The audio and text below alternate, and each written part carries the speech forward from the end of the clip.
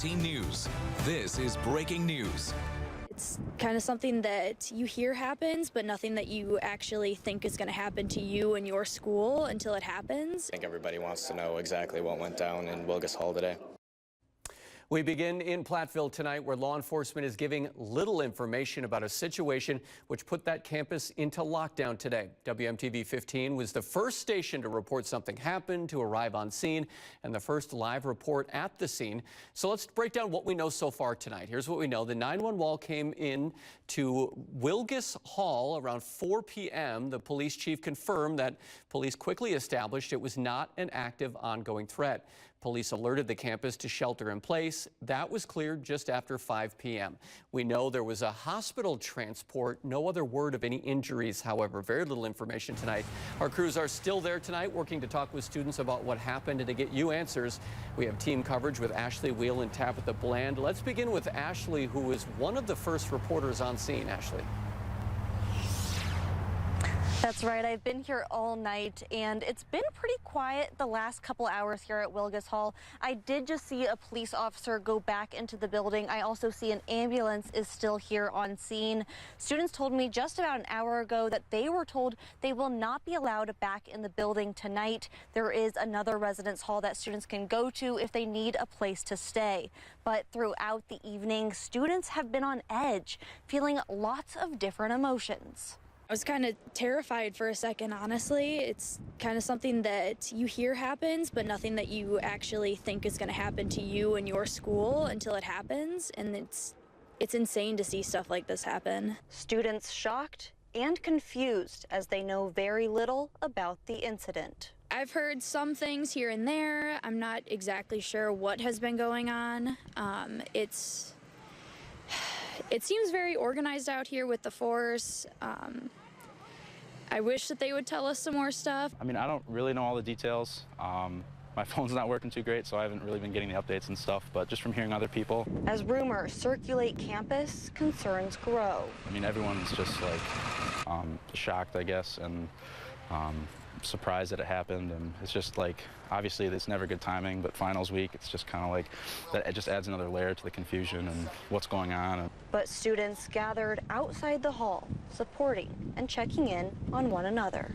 It was kind of comforting knowing that everybody can go to each other and knowing that we do have a safe place with each other. But it was just still absolutely terrifying knowing that something like this could happen at your campus with your community. Police officers did allow students to go back into the building in groups of 5 to gather some things. Many students grabbing blankets, food, anything they needed for the night. While the scene has been active outside, when we first arrived, it's now calmed down. There's really not very much police presence anymore. But for now, live in Platteville, Ashley Wheel, WMTV 15 News. All right, Ashley, thank you. Let's give a perspective of where Wilgus Hall is. We'll bring up a campus map right here on your screen. This is where the incident happened, although, again, we don't know exactly what that incident is. The campus has 10 total residence halls, and more than 200 students live inside Wilgus Hall. Our team coverage continues tonight with Tabitha Bland. And Tabitha, the room was packed with students during today's update. How frustrated are they by the lack of transparency from university officials?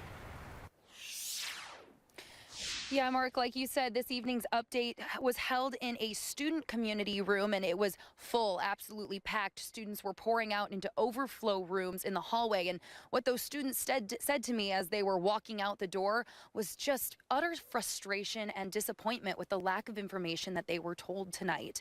I had a chance to talk with a student who came to the press conference for the exact same reason that we came to it, for some more information, and he left with more questions than he left with answers.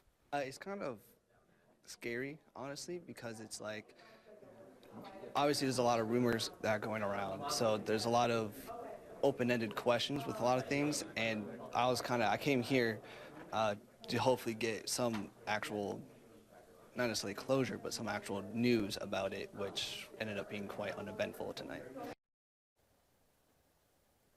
Now, we did learn in tonight's press conference that finals for Platteville and Baraboo campuses will be canceled for the rest of the week. Live in Platteville, Tabitha Bland, WMTV 15 News.